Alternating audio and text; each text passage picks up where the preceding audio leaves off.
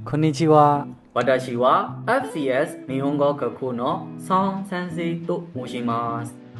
皆さん、အခုတလောမိုးတွေခဏခဏရွာတာကိုသတိထားမိလားမကြခင်မှာလဲမိုးရသည်ကိုရောက်လာတော့မှဆိုတော့ဒီနေ့မှာအမယ်မိုးအစိပ်ပိုင်းပါတဲ့ခန်းကြီးတွေအများကြီးတဲကမှ N5,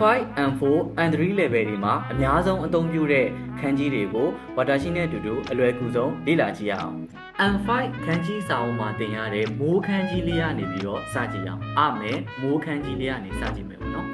ခန်းကြီးတွေစတင်ဖြစ်ပေါ်လာတဲ့အစောပိုင်းကာလတွေမှာဆိုရင်ခန်းကြီးအများစုကဒီတဘာဝပတ်ဝန်းကျင်မှာမြင်တွေ့နေရတဲ့အရာဝတ္ထုတွေကနေပြီးတော့မှပေါ့နော်ဓာတ်ရိုက်ယူပြီးတော့မှဆွဲထားတဲ့ခန်းကြီးတွေကများတယ်ပေါ့နော်အဲ့ဒီလိုပဲအမယ်ခန်းကြီးဖြစ်ပေါ်လာပုံလေးရကြတော့ဒီအမိုးလေးရဲ့အောက်မှာရင်းပေါင်းမှန်လေးနှစ်ချက်ရှိမှဘုဇက်ကလေးတွေကျနေတာမြင်ပြီးတော့မှအမယ်ဆိုတဲ့မိုးခန်းကြီးတွေကဖြစ်တာပေါ့နော်အခုဝါတာရှိဒီပုံမှာပြထားတဲ့ပုံစံလေးပေါ့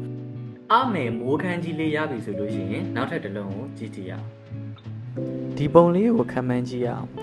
ဂျပန်မှာကမိုးရသည်မရှိဘူးပေါ့နော်ဂျပန်ကအရန်အေးတဲ့နိုင်ငံဖြစ်တဲ့အတွက်ကြောင့်မလို့နှင်းနေကြ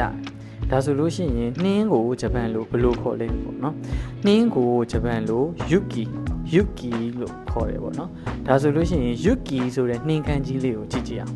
ယူကီဆိုတဲ့နှင်းခမ်းကြီးလေးကဒီလိုပုံစံမျိုးလေးပေါ့နော်ဒါဆိုရင်ယူကီဆိုတဲ့နှင်းခမ်းကြီးလေးကိုအစိပ်ပိုင်းနှစ်ခုခွဲကြည့်မယ်ဆိုလို့ရှိရင်ယူကီဆိုတဲ့နှင်းခမ်းကြီးလေးကအမေဆိုတဲ့မိုးရဲ့ရာယူရော်ကယော့ရဲ့ပေါင်းထားတာပေါ့နော်ဒါဆိုလို့ရှိရင်အမေဆိုတဲ့မိုးနဲ့ရာယူရော်ကယော့နဲ့ပေါင်းထားတယ်ဆိုရင်ယူကီဆိုတဲ့နှင်းခမ်းကြီးလေးကိုရမယ်